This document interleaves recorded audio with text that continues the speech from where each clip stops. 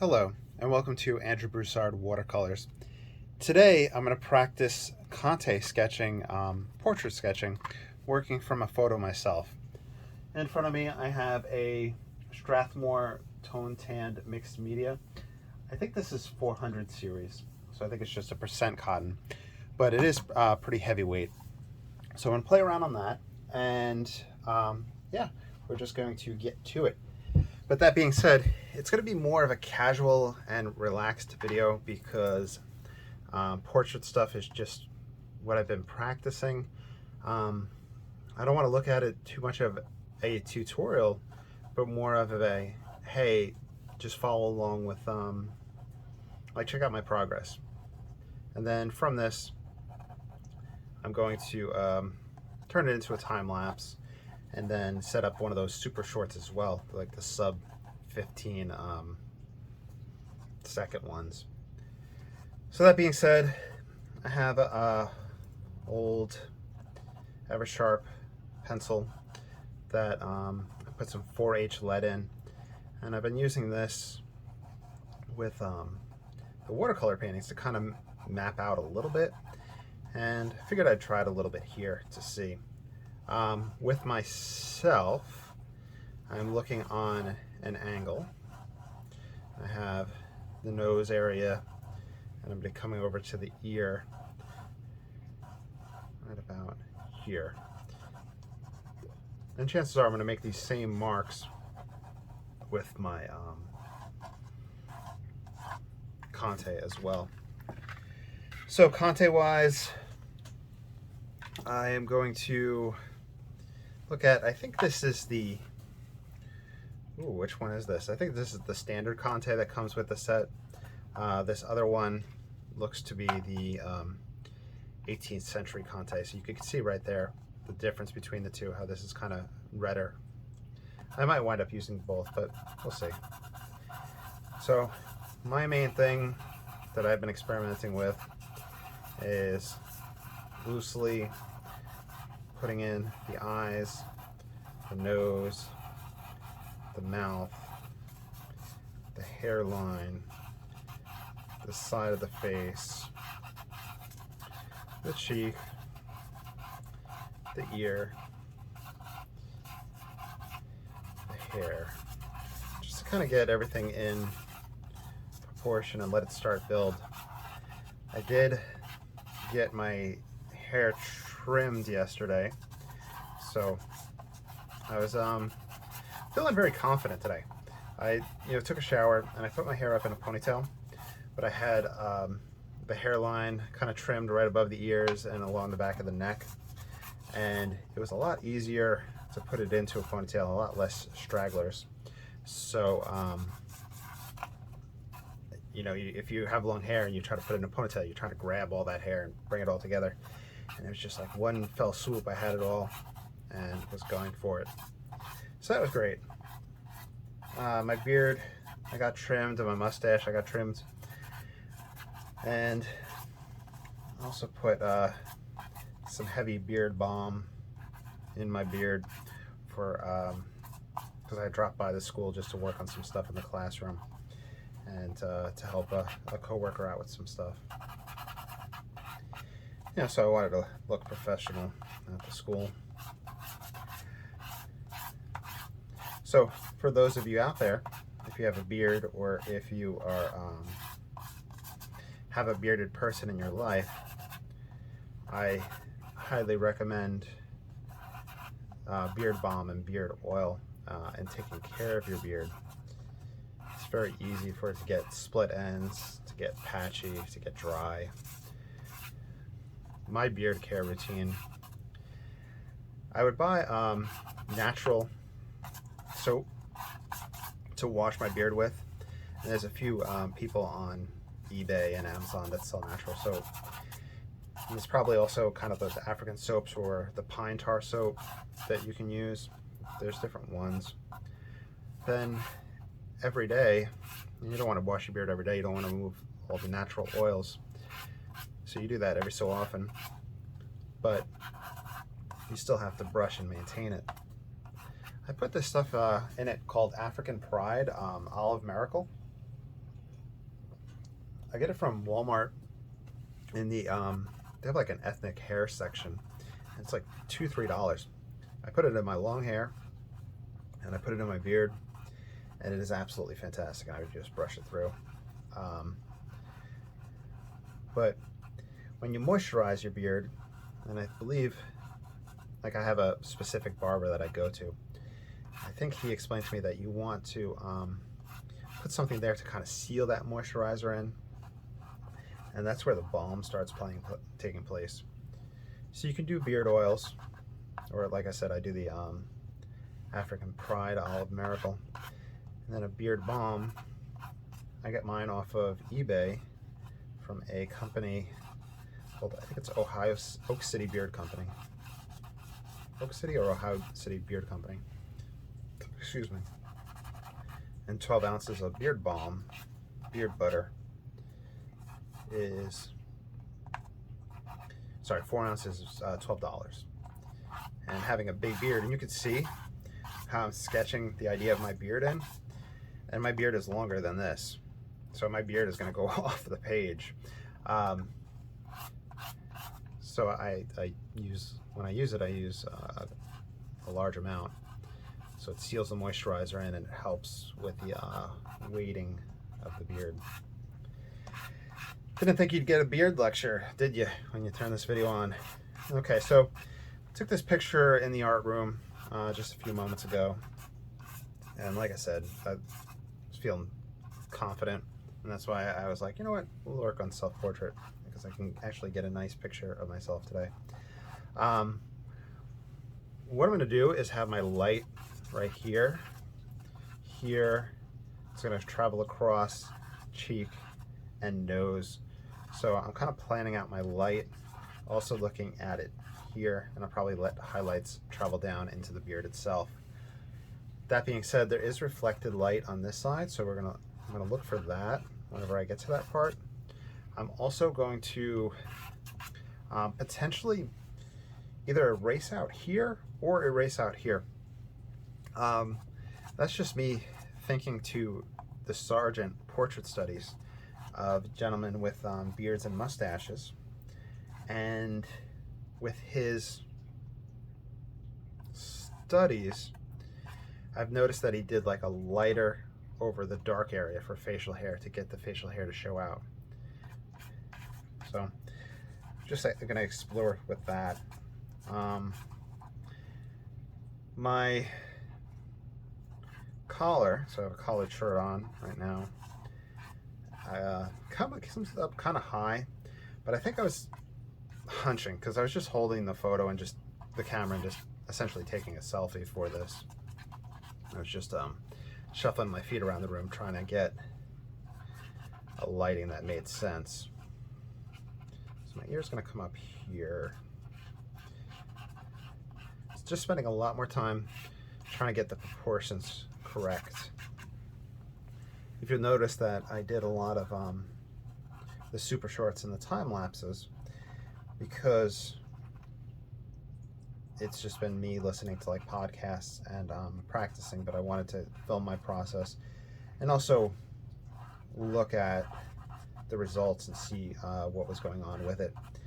And I've noticed that the proportions in the beginning, and this is just kind of common advice that I see everywhere when I look up portrait stuff, is to get the proportions down first.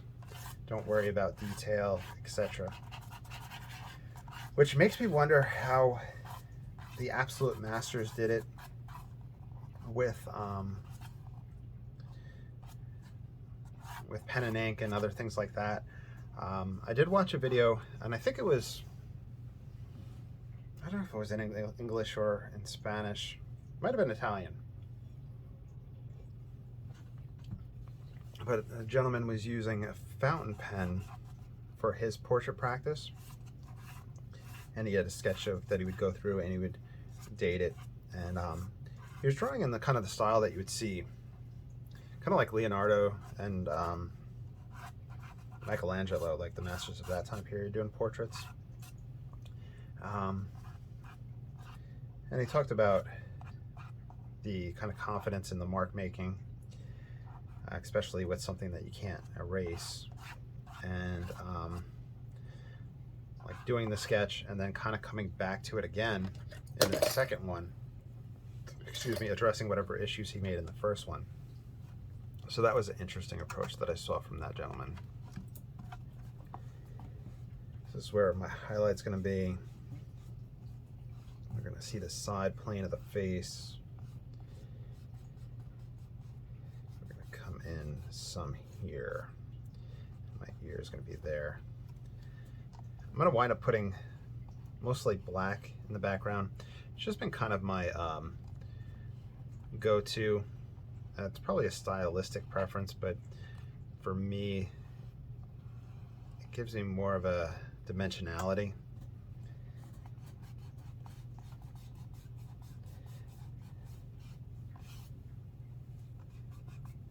I do have the electric erasers ready just to pull back and see.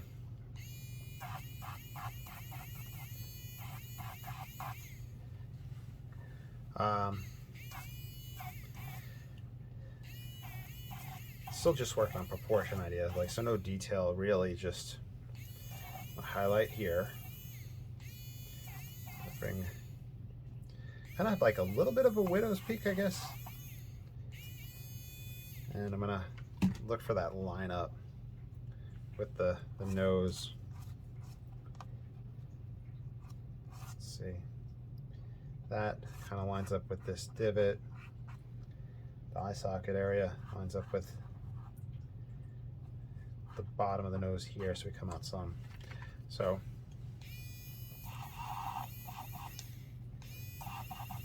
even though I'm pulling back out of this area, I'm going to wind up darkening that. I just want to make sure my nose proportions seem correct, because that nostril, I'm going to line it up with the inside of that eye right there.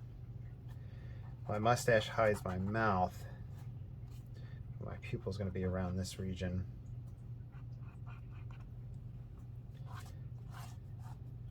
I'm going to have that dark. I'm not making my nose too short. Might actually have to bring my eye up a little bit.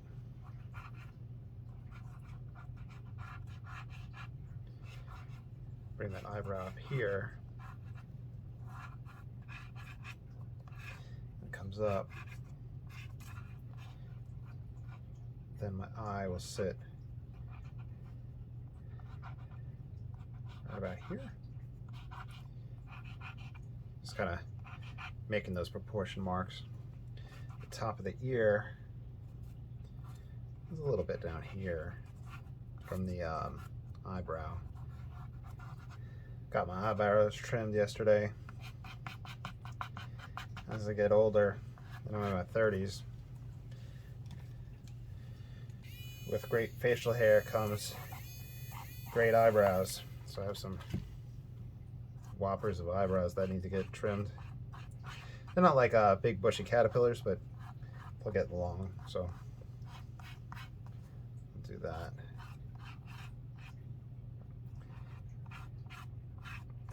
Felt so confident that my barber was kind of having a bad day yesterday.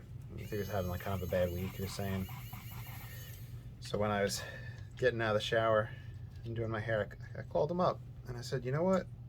I feel so confident today, and I just really loving the way the hair and the beard feels. I figured, and I was being genuine, and I figured that would make hopefully somebody's day, you know, just getting a call like that and just saying that they're appreciated.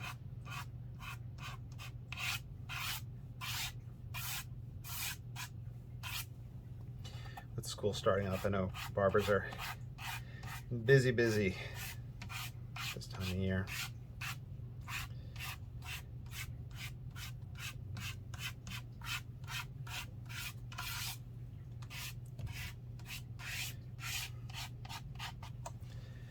I remember once, whenever there's like kind of a recession looming or anything like that, I think barbers actually do pretty good, because more people are prone to probably getting haircuts for interviews.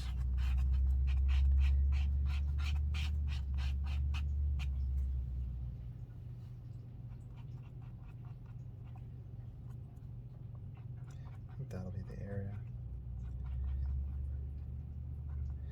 I think I'm pretty happy with that location.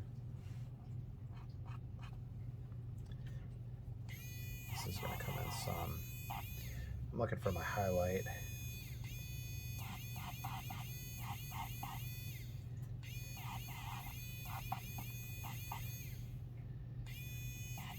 I don't wind up having a divot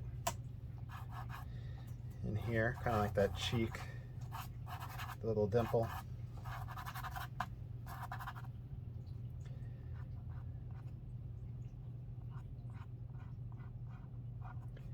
I wonder if I should rearrange my initial perspective setup. I think that's one of the main goals, is figuring out what pattern and what approach is going to work for me, and setting things up and how that's going to work. Finding my groove, I think.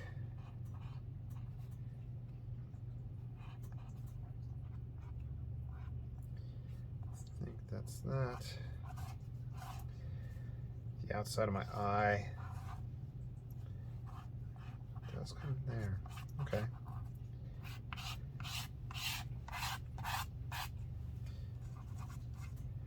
This, we talked about that peak.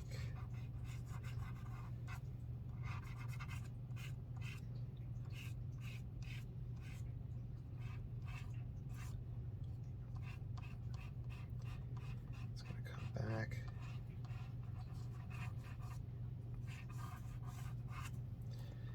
Let's take a little bit of white. Get an idea where my highlight's going to be.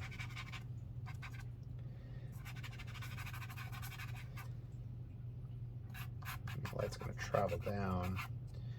It's going to catch the top of the ear, so let's see. I think I'm happy with that proportion.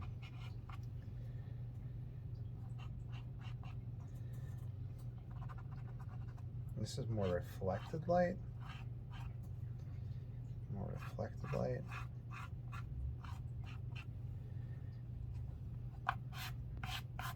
Light traveling across. These eyebrows, I think I'm going to almost leave that eyebrow absent or put the white there for the highlight on it.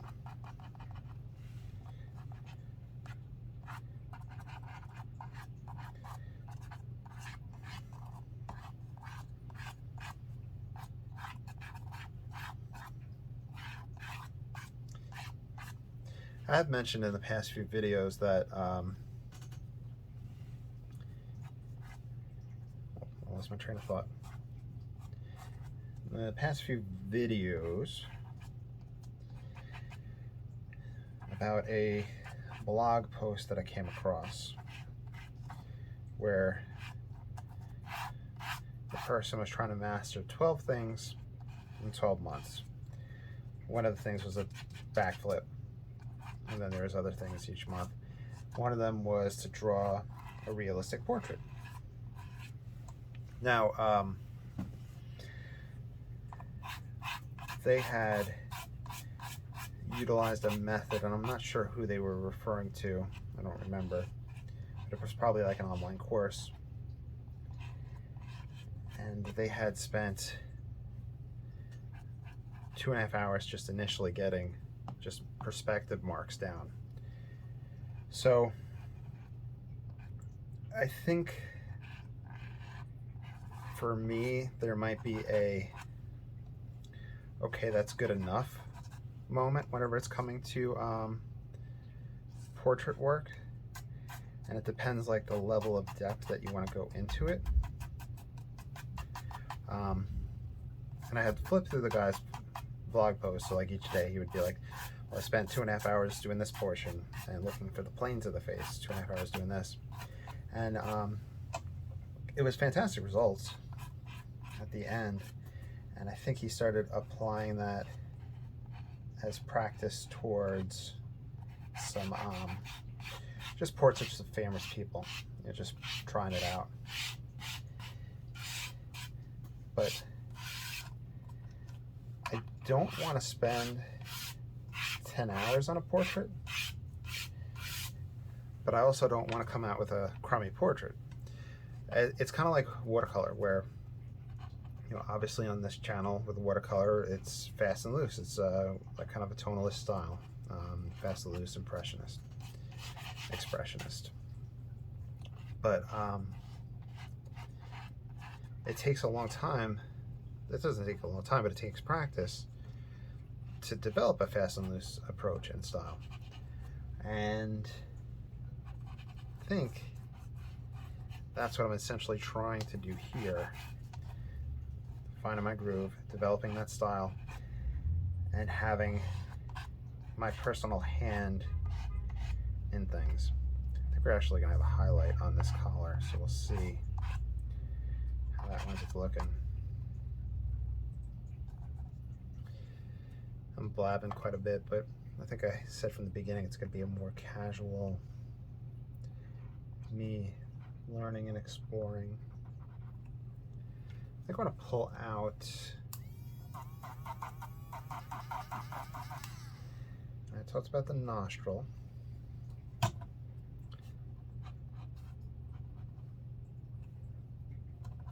And my nostril is not lined up with the inside of my tear duct.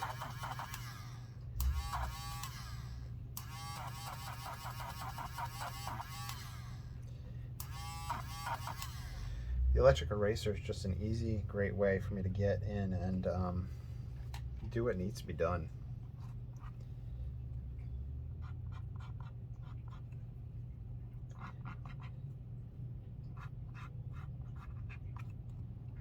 I've been practicing with portraits of from photos of friends and their kids.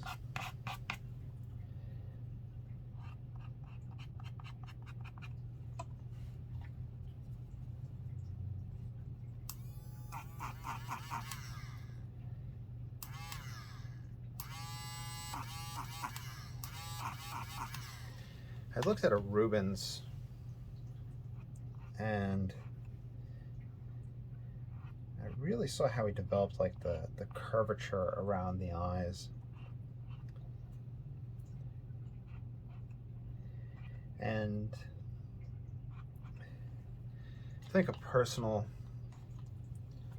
debate, I'm putting white in just to help me kind of soften this edge a little bit, not to do like a harsh edge between the two, but just so I could establish my nose versus that background to help me plan things out. Anyway, with Sargent, he was like praised for kind of realistic portraiture where it wasn't idealized, and where I guess you would say the flaws of the person showed through, is what my understanding was, reading through texts and works and studies. And with Rubens, I was mentioning like the circles of the eyes and the shapes. And I ask friends to look at my work and to give feedback. And a female friend had talked about learning makeup and learning the contouring and how women will, or men, will apply makeup in certain areas to create those planes and create those highlights. And in some of my practice stuff, how it gave people kind of like bags underneath their eyes. And I know it was like stuff that I think makeup artists try to cover up. So I'm just developing this thought as I say it. So I'm wondering, like the bag under the eye kind of shape here, to capture that realism or the look of the person, or in this case me, how that is. Because I think with amateurs and hobbyists, and I mean I'm an amateur at this point and hobbyist, I would say, there's a lot of looking for those lines and things, but put in a way that doesn't flow. For example, I talked about this cheek line, the dimple, where I'd see that in examples where it's kind of like put in amateurly, and I think I've expressed in like the first video that I've made where I actually talked through it that I hate this line right here, and I'm never really a fan of how a lot of people convey that.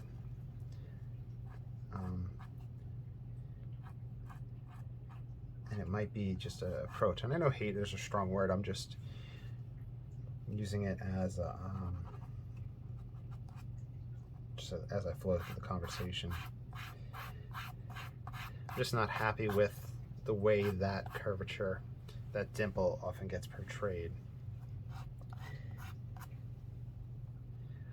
Maybe a more painterly, a more artistic approach is the word that I'm looking for.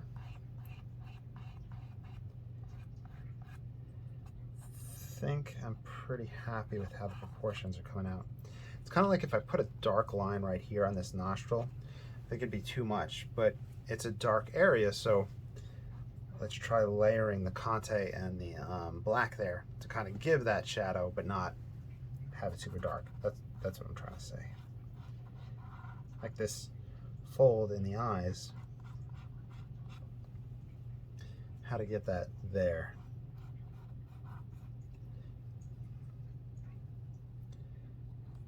This other underfold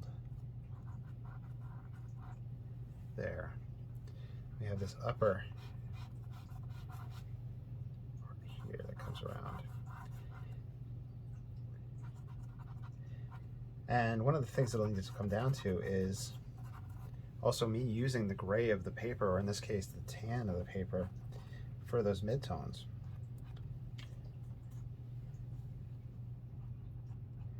I'm probably just not using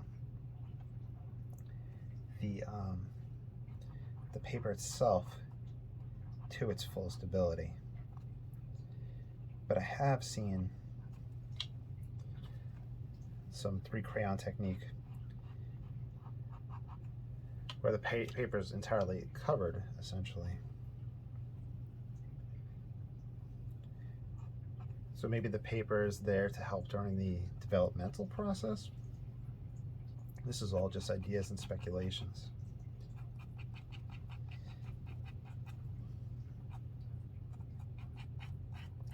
So we had used some tone paper in college.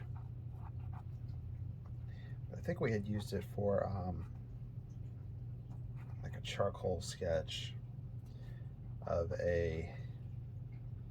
just a still life. Okay, so you can see my lip here. You can see my upper lip here, so I'm just kind of marking that out. I do have a dark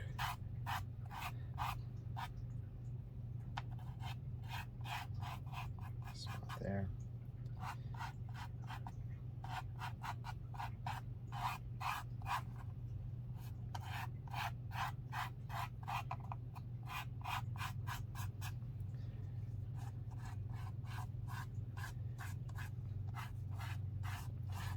Just looking for the outside path.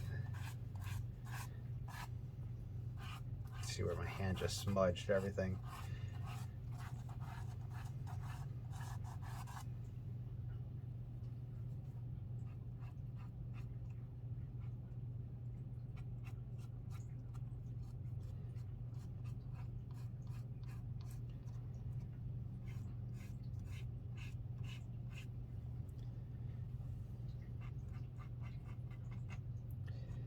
In master studies, there was one that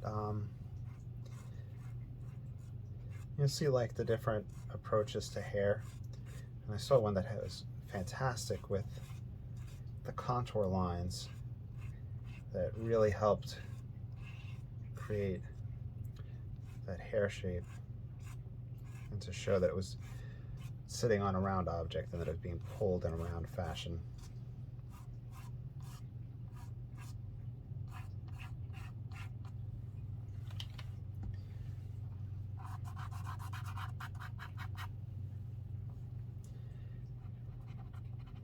And as you know, I like to jump around,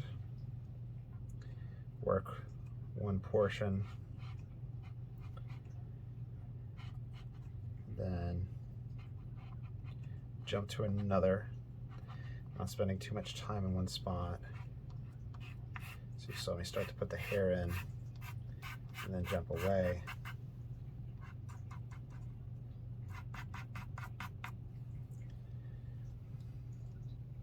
I think I'm gonna actually put a little bit of dark.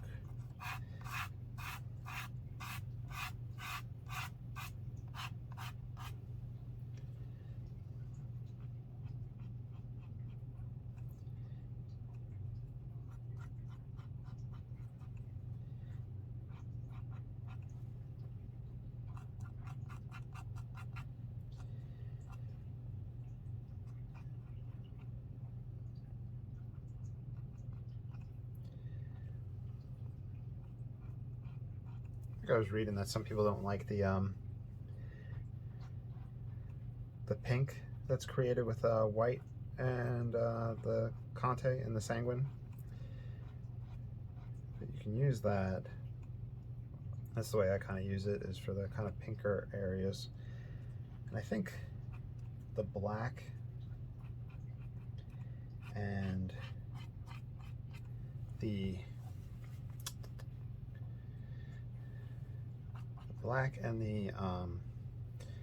red, the sanguine, can be used kind of for like a brown. My idea, or kind of theory behind that, is that the conte is similar to vermilion or light red oxide, not light red oxide, the cadmium red light, which is part of the 3-color palette, sorry, 4-color palette, wow, messing up everything, known as the Zorn palette, where you mix white with black for what would represent blue. So you use that kind of grayish to be perceived as a blue. Black with yellow ochre for what would be perceived as a green.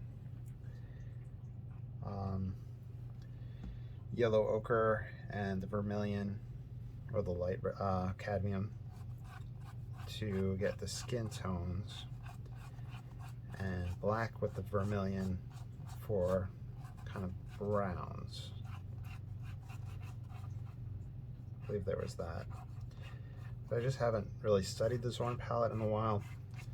I played around with it with gouache and with some watercolor and some oils. It has been a while. I would love a yellow ochre conte. I think they do make it, but I haven't found a place that sells it individually. I think it's part of Conte's bigger sets, but I've avoided their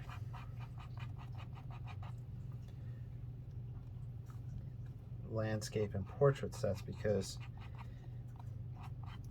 I have just delved deeper and deeper into monochromatic, into small palettes, tonal restrictions, things like that. Plus, I think some of them aren't really rated that good for light fastness. And even if they're probably better than I think that they are, I'm just somebody who just tries to avoid things that have light fastness issues.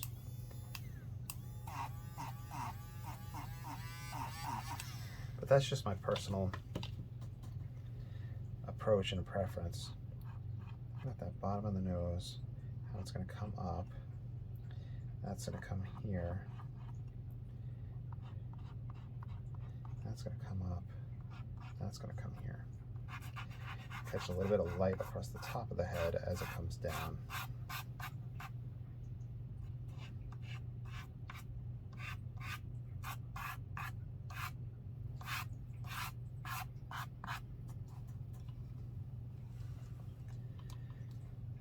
There is a brown in the Sanguine Conte set.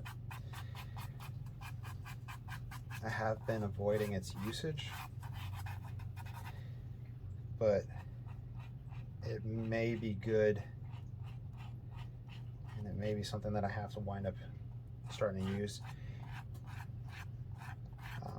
especially for people like me who have brown, red beards, people with light hair like me.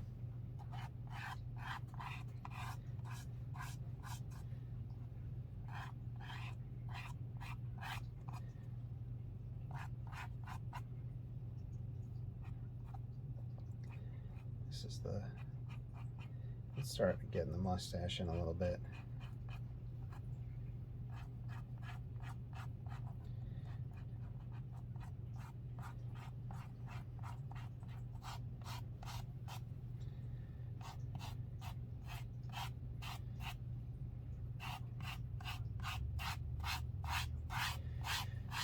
Using the side of the Conte for general texture.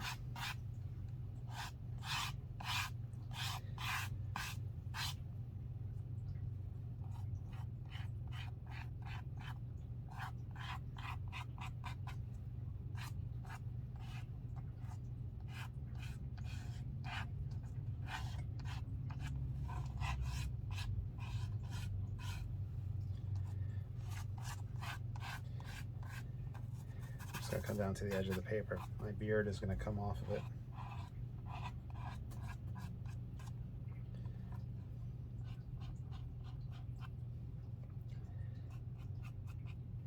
That's the slight sideburns.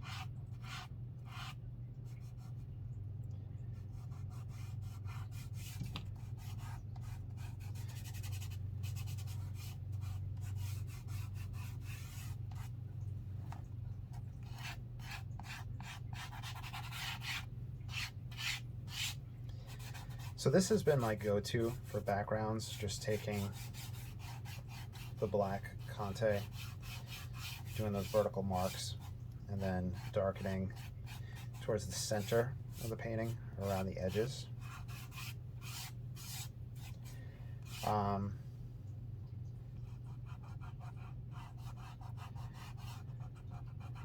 Using that to create my contour.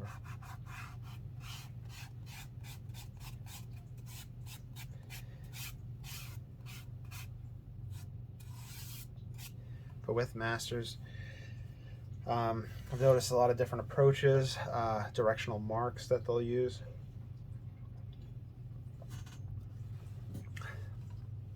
So that's something to explore and put some thought into. In fact, one analysis that I'd seen was like you could kind of tell that if the artist was left-handed or right-handed because of their side stroke use and the angles in the background. What else have I seen with background stuff? Vertical lines to kind of keep the eye from traveling fast across the back.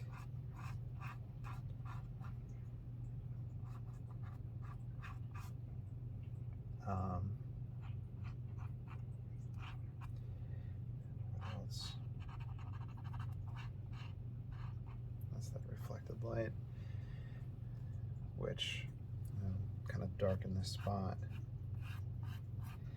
We won't have too much detail in the shadow, but I'm just going to be playing around in it and experimenting.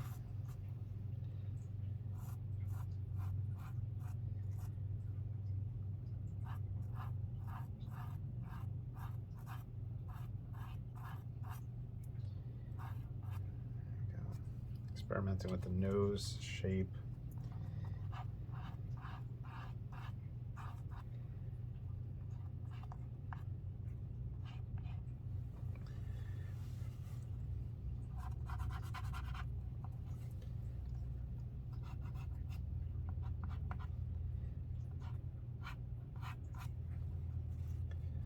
Let's go back in with the black.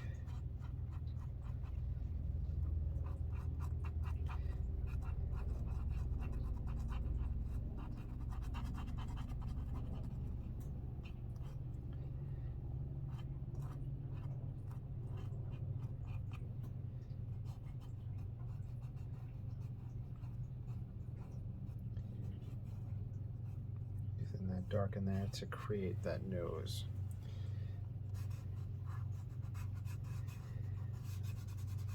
I'm smoothing it, which might be a no-no, but we come back over it with texture to kind of build that dark tonality underneath and then texture on top.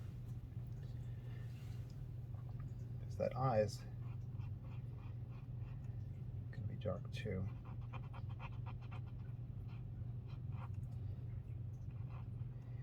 I mentioned earlier just watching for that roundness that I'd seen in Rubens.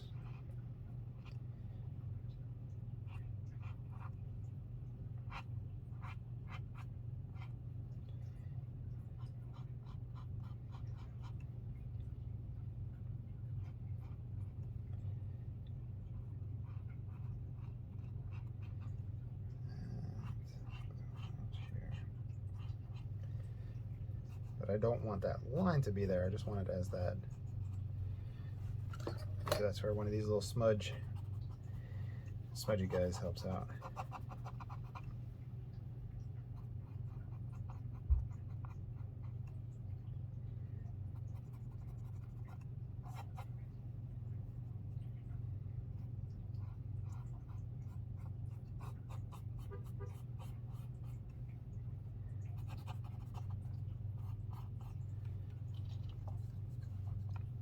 I think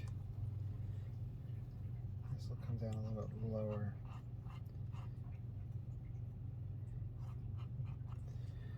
I'll have that reflected light there. There we go.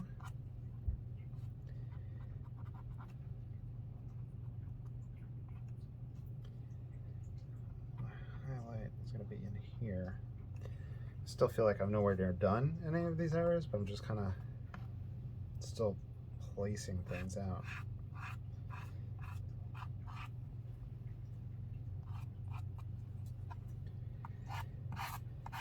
Let's see, let's come back to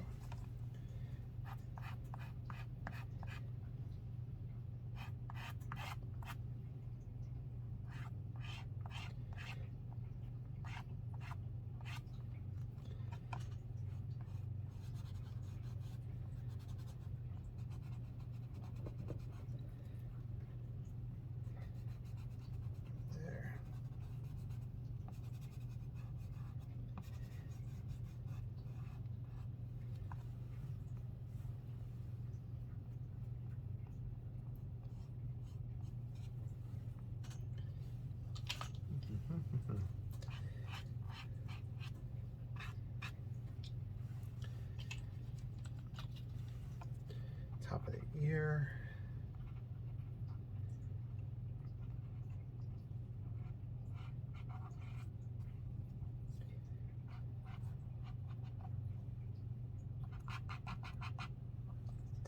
I know I keep going back and forth, putting that in, taking it out.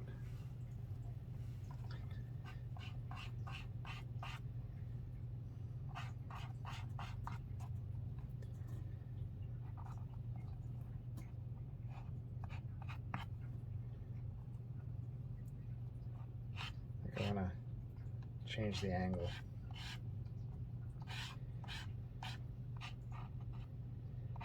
Because the nose lines up with the closing off of that face right there. The mouth.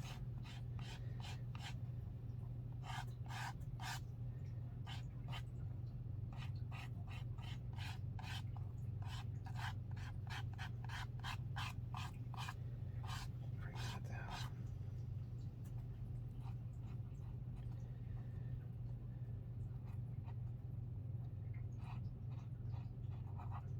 There's the between the lips.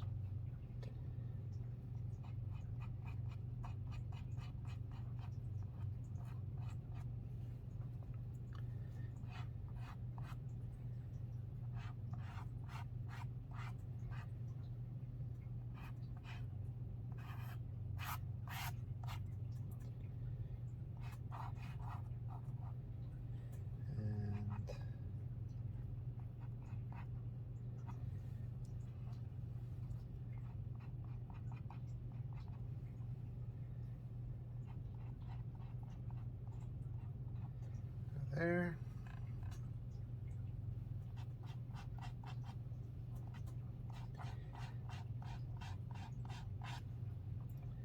I'll look for kind of forms inside the beard. That's what I'm going to try now.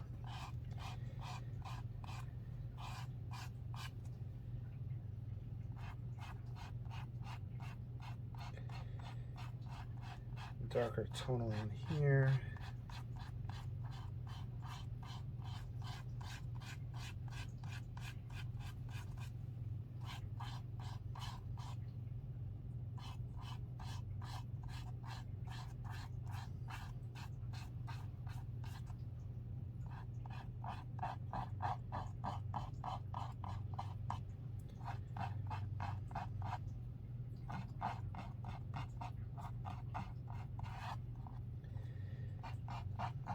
Start.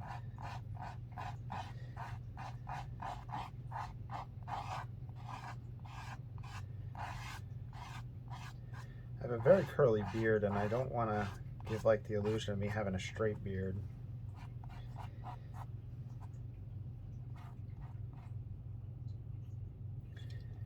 I need to bring this over.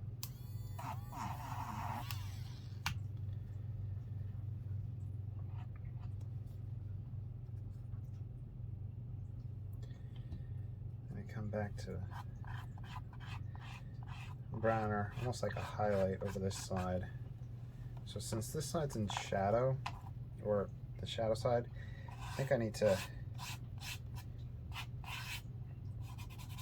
darken that shirt. I think that's the correct thing to do. Then come back over that.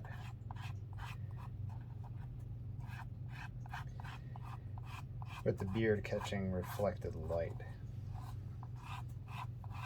And it comes out far.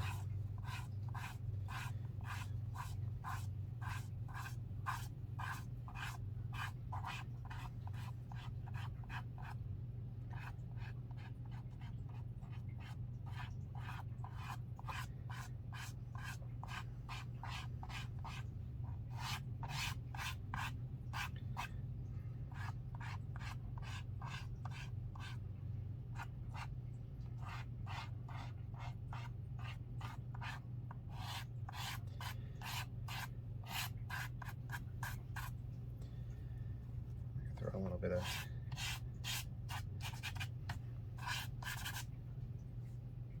tones.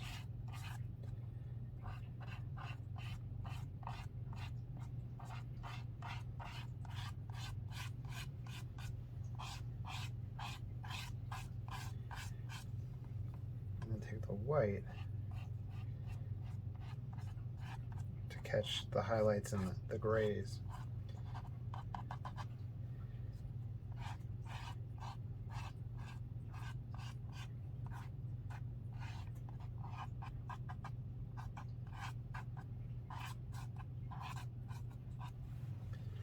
Let's see how we're looking through here.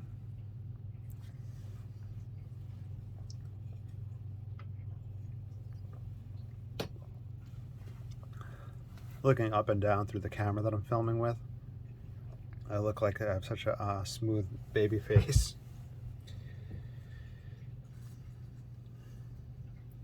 So let's play around with that.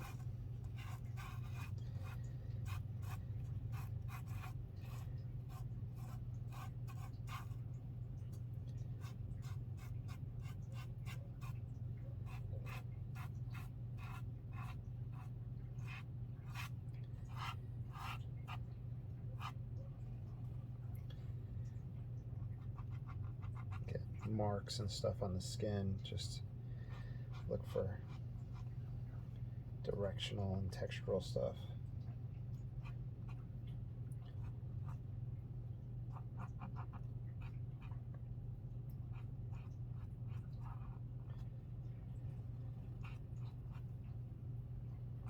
I know that we lose a lot of detail in shadow, but I want to see what I can find and what I can put in. Like reflected light here, reflected light on that inside.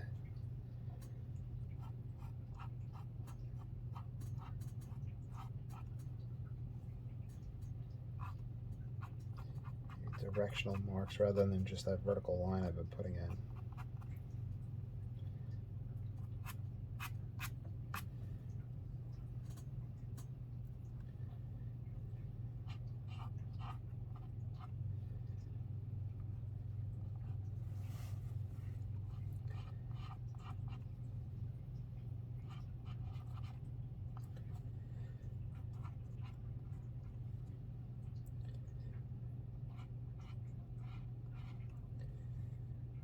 Up, over.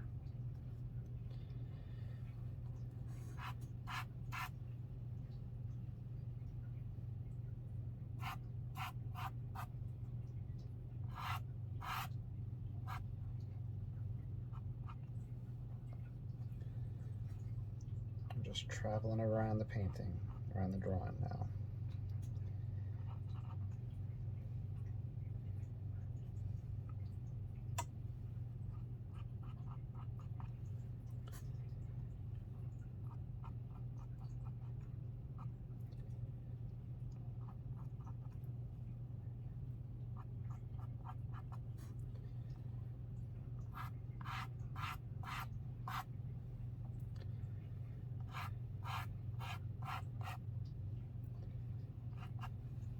Bring that.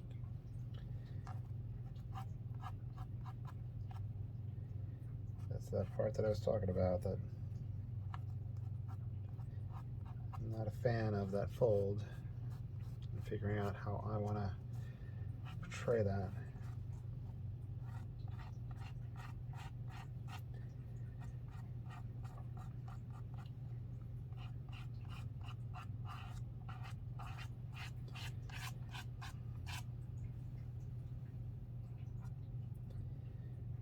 Get a little darker right up in here. Get a little highlight here.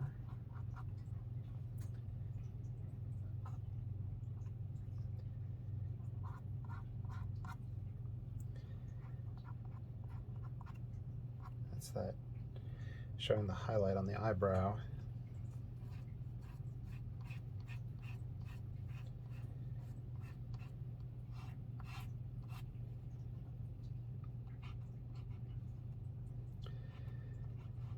Harping on the top of that ear.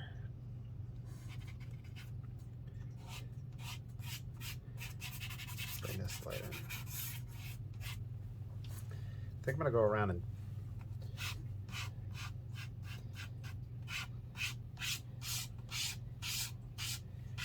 darken this,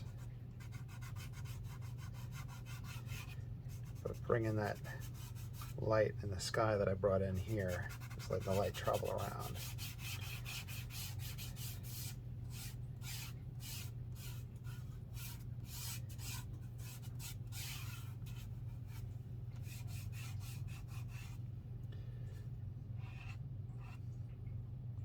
I like the kind of gestural outlines that I've seen for hair along the edge that I'm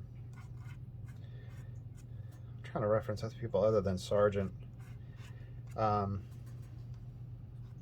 With Charles Gibson, with his Gibson Girls, with his more illustrative approach, he has just lovely lines.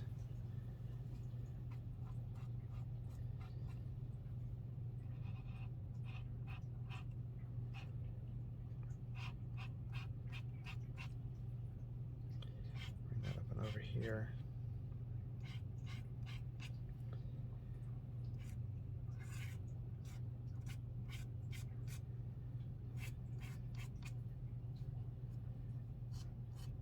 I have hair that comes like that kind of temple hair, and then it recedes up here.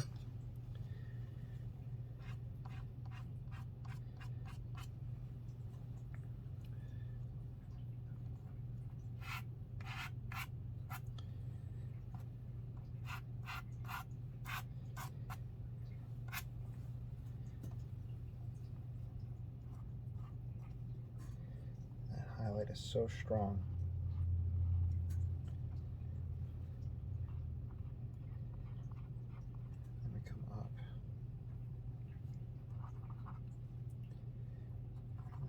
Travel. I can travel down here into the dark.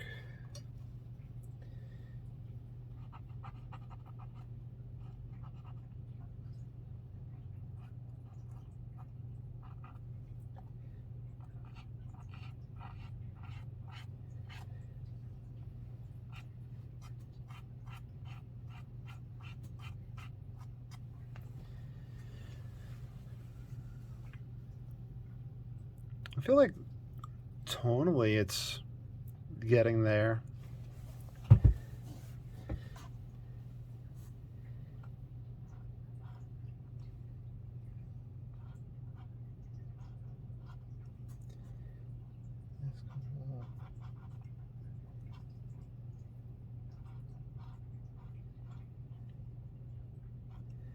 What I want to do is try to chase that smudge down a little bit.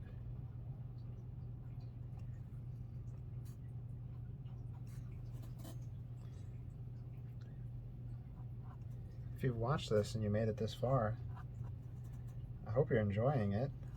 Leave me a comment below.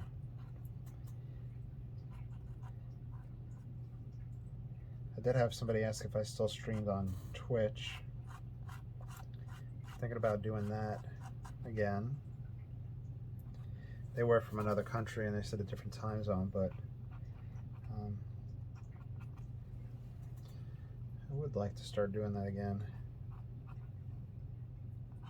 especially if people are interested.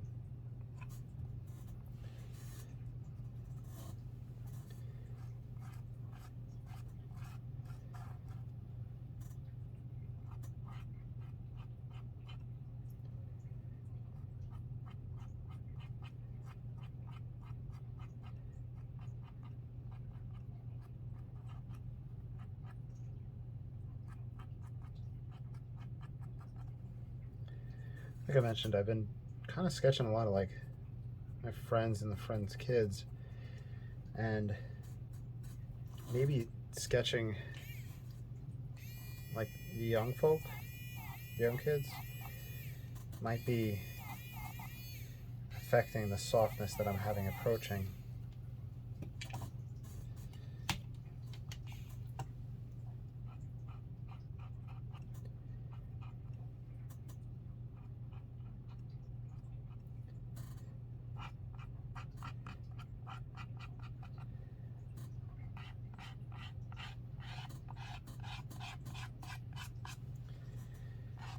Let's move away from there to another spot.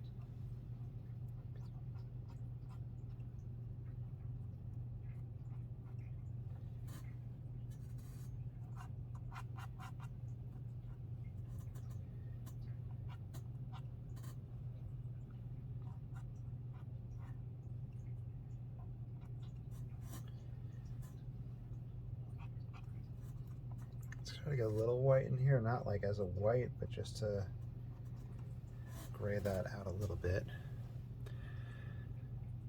I think I'm going to take this outside real quick. I'm going to pause it just to like kind of smack off some of the dust. Since I'm inside, I don't really have a carpet in the art room, so I can't do that in here. I'll be right back. All right, and I'm back. So I did that just to kind of get a little bit of our dust off.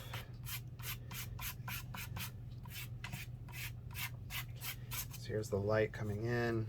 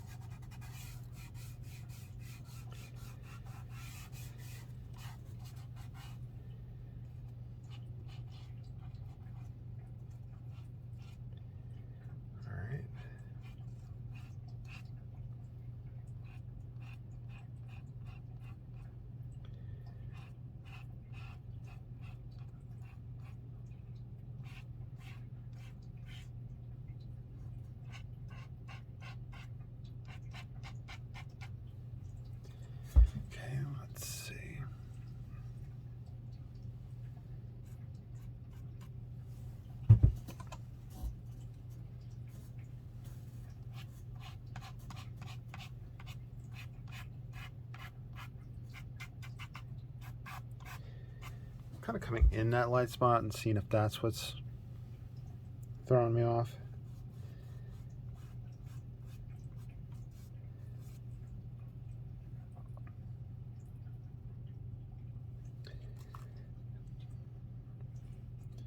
I keep on wanting to darken.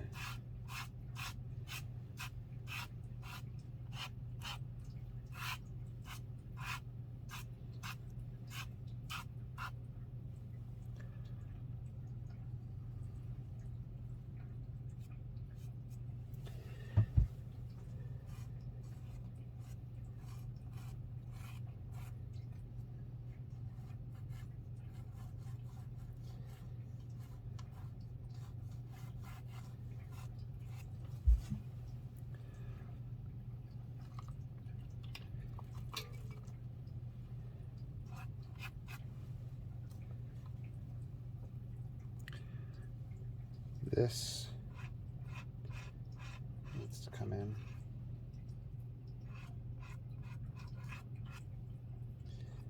That needs to come down.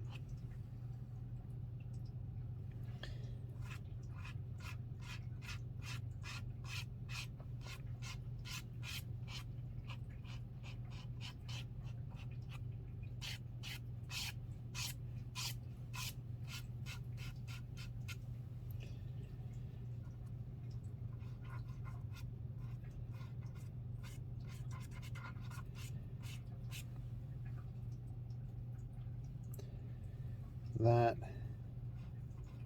needs to come over, come out from there, I think.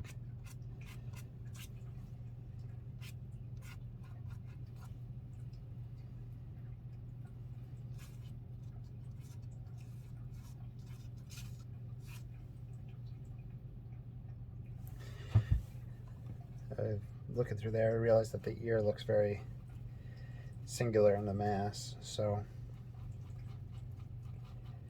let's start going inside the ear.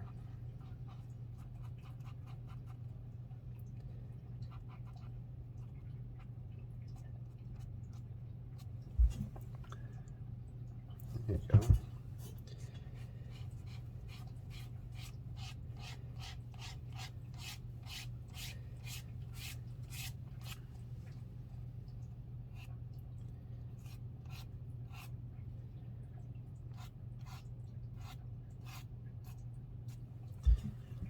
That in a little bit.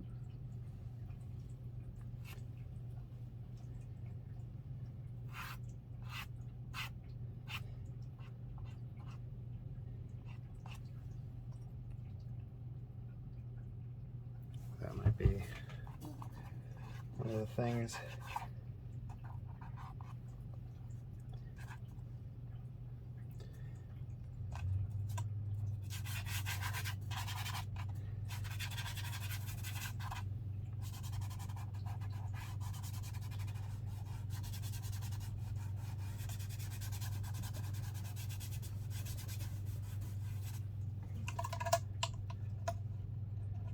what I'll do is just move this to another spot.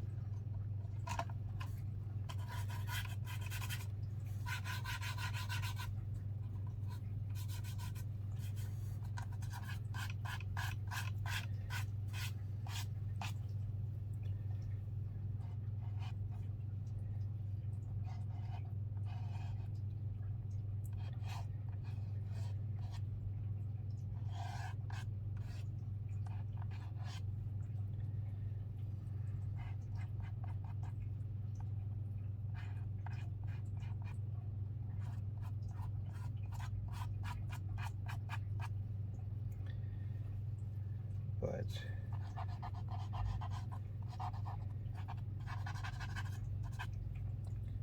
darken and let that beard come out and over.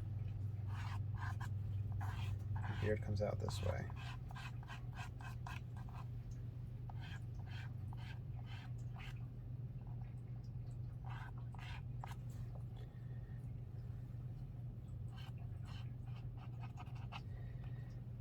I'll exaggerate that shadow.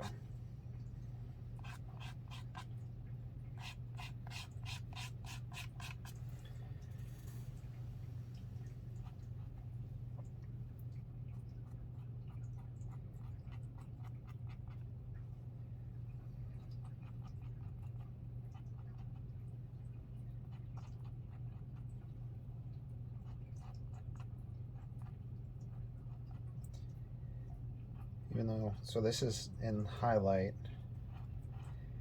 I give a little bit of idea of form around it.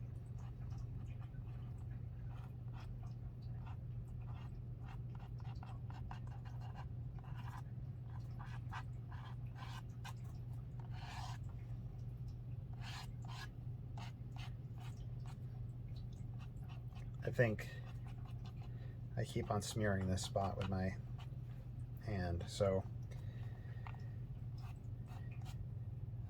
side brush, side swipe with the conte.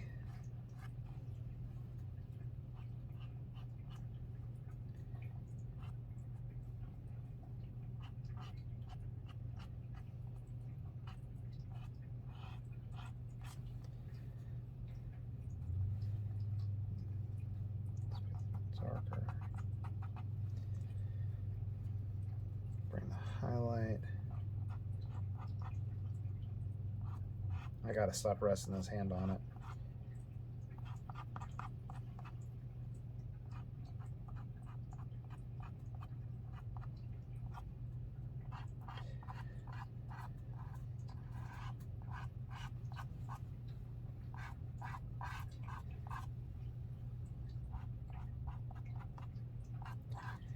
I do have something that I got to use for that hand resting purpose, so I might actually break that out in a moment if I can find it.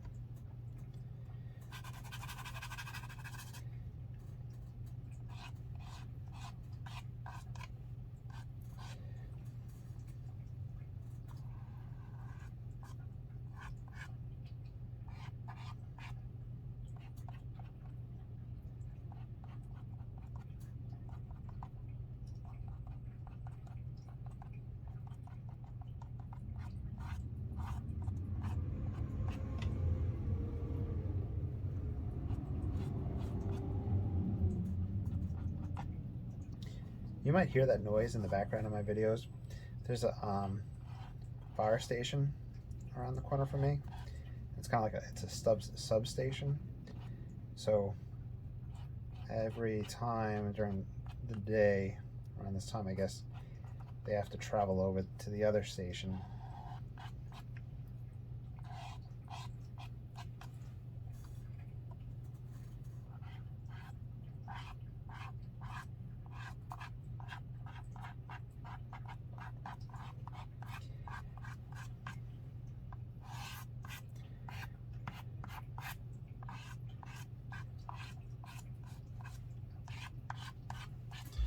Let's see how we're looking.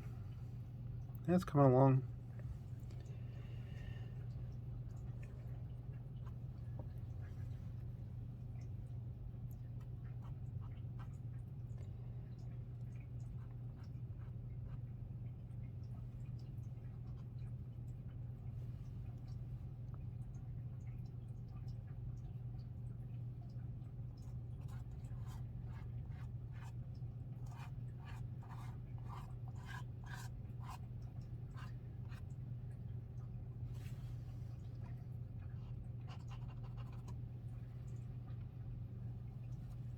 Just do little tonal marks.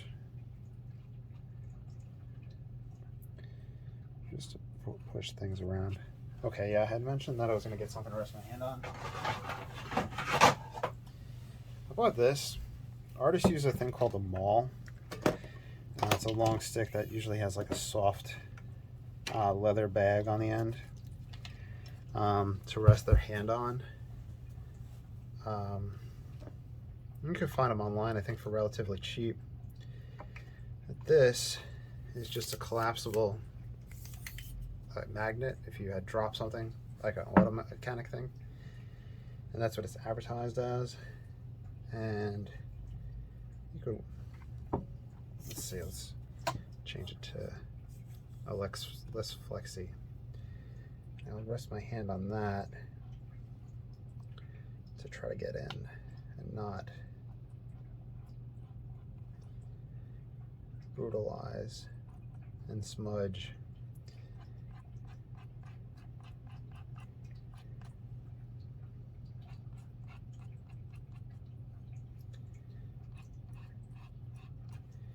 I'm still keeping it in the realm of like the trois crayon, the 3 crayon, but and that's just kind of like a challenge for myself, and also for me to kind of understand the trois crayon, the 3 colors, the white, black, and sanguine.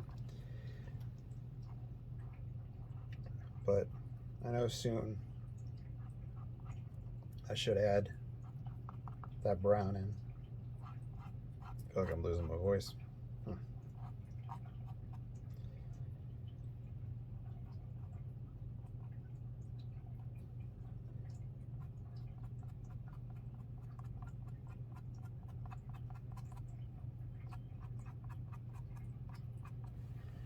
Let's see.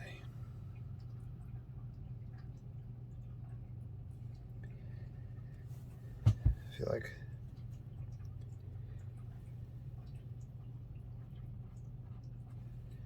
the nose shape is a little off. If I bring in some dark lines against here.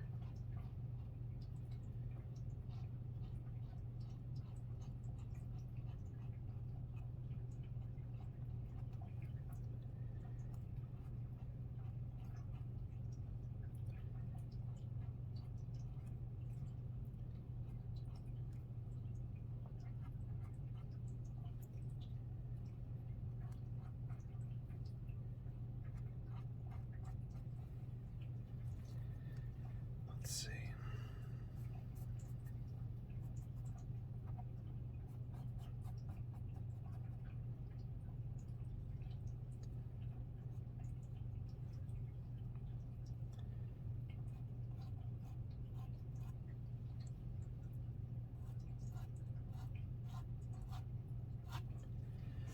Also kind of get a feeling that a spray of fixative would really help. Like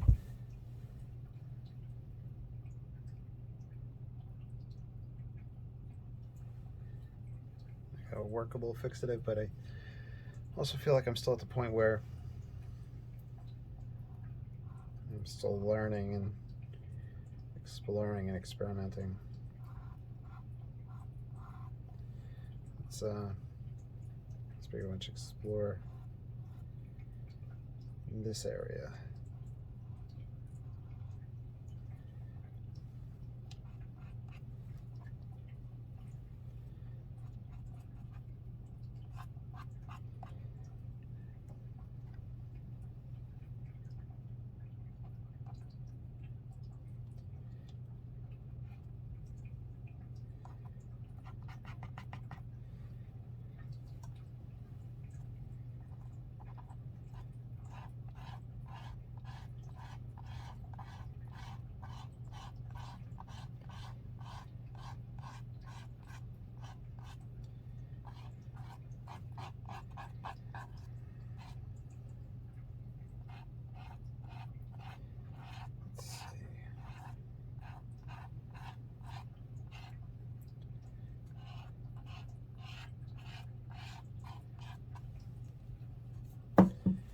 So I'm going to keep this here. Just in case I want to grab for it.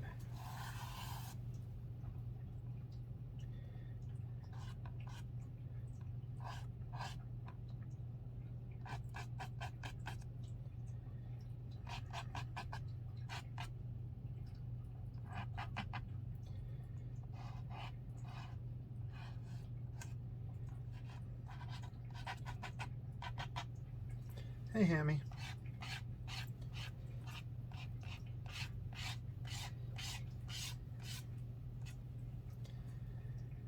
Let's see.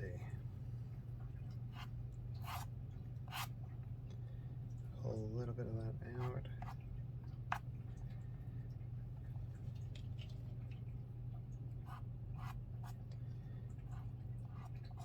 Little wisps.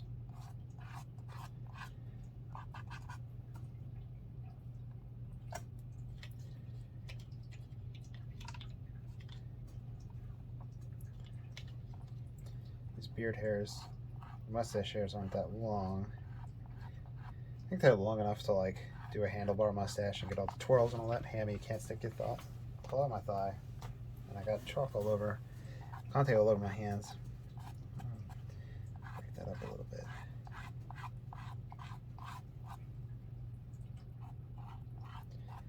Hammy, the whole world knows that you have your own chair where you can come and sit and watch. You just can't claw me during painting video.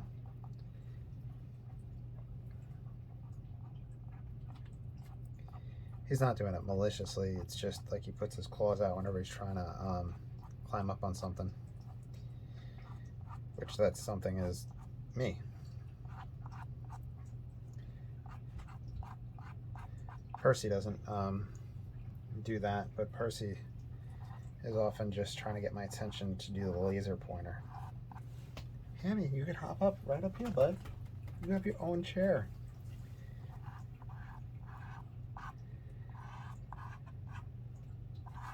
Hammy, buddy, hop up in the chair.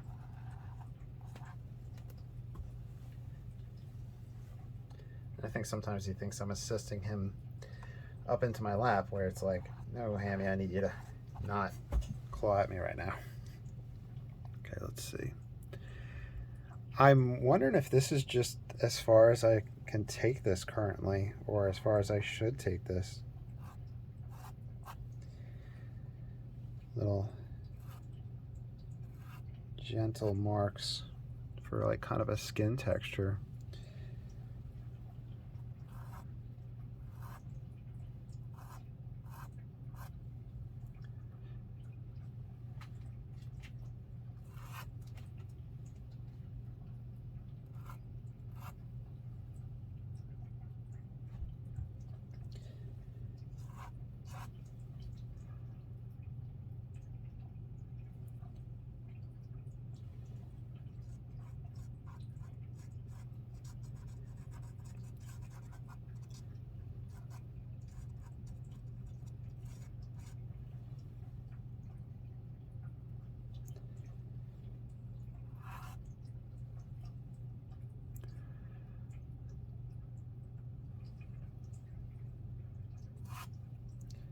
A little highlight swipe right here.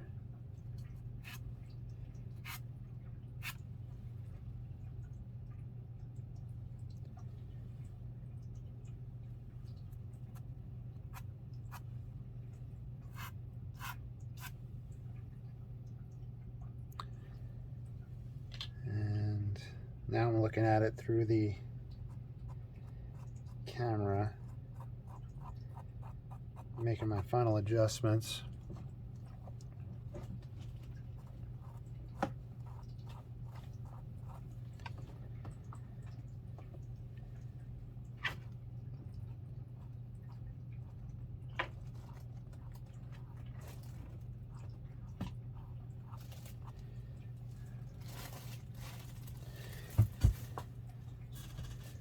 Hammy, what did you find behind the art desk? Oh, now you're back.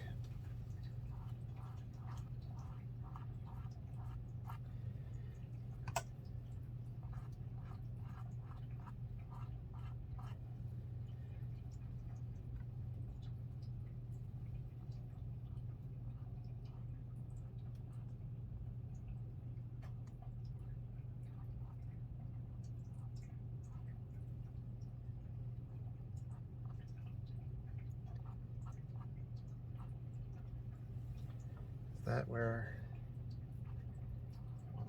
oh, I'm using my pinky again.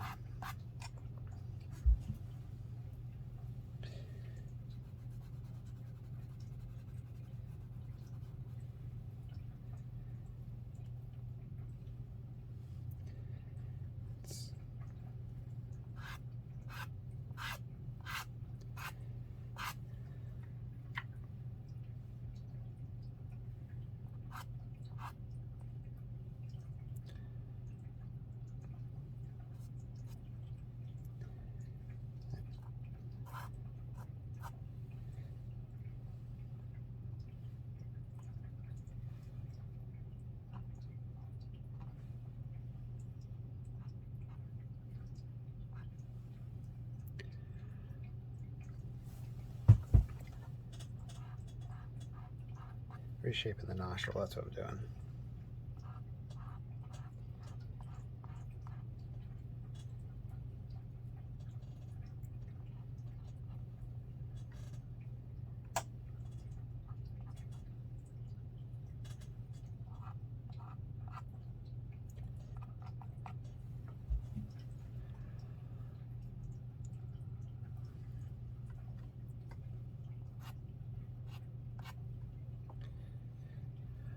I think that I'm going to end this here. Let's see if I have a Conte pencil that I can sign it with. I hope you enjoyed. If you like it and you want to see more, let me know. If you have any ideas that you'd like to see, let me know. And of course, I have a whole bunch of different links down below and tons of videos up. Let's sign with this.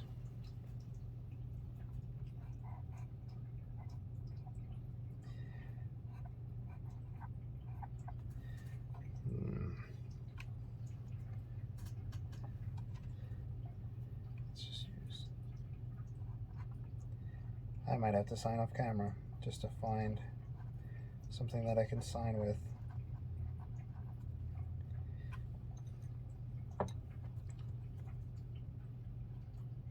Yeah, I'm gonna do that off camera. All right, I hope you all enjoyed and have a great day.